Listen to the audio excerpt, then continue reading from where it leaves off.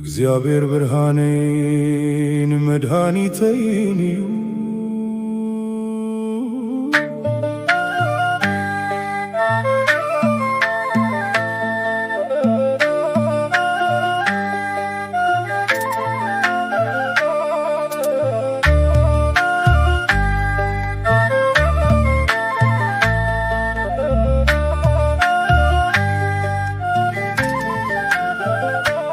ኣብቲ ፀቢብ ቤት ማሰርቲ ኣብቲ ሙር ሓጹር ተፊኡ ክብሉኒ ተስፋይ ክሰባብር ኢድካ ዘርጊሕካ ካብ መቓብር ኣውፃእካኒ ዶባት ክሰግር ንስኻ መራሒ ኮንካኒ ጎይታ ኣይገደፍካኒ Oh Lord, you didn't leave me. ማእከል ሞት ሕይወት ይብካኒ ካብ ኤርትራ ክሳብ ዓዲ ስደት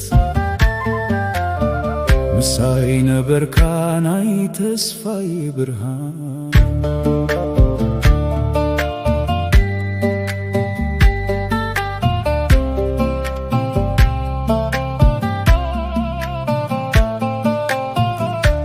ኣብቲ ሃሩር ሰሃራ ኣብቲ ንቁቕ ስንፉታ ኣብ ሊብያ ክሳበል ብጥምየትን ብውፅዓ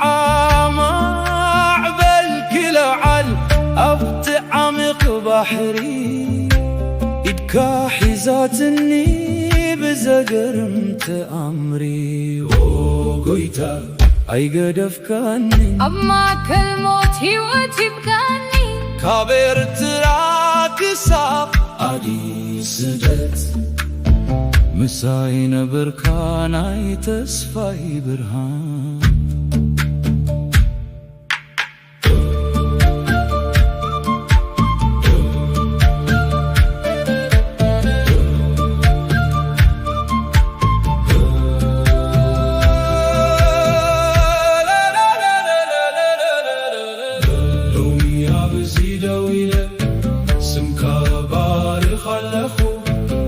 ኣሜሪካ የውሮፕ ብሰላም በቲሄዮ ዝሓለፈ መከራ ብፊሽኽታ ተኪካዮ ኣምላኸይ ኣይረስሓንን ሎሚ ምስክር ኣለኹ ካብ ማሰርቲ ናብ ናትነት ካብ በረኻ ናብ ሰላም ስምካ ንዘለኣለም ይባረኽ Amen.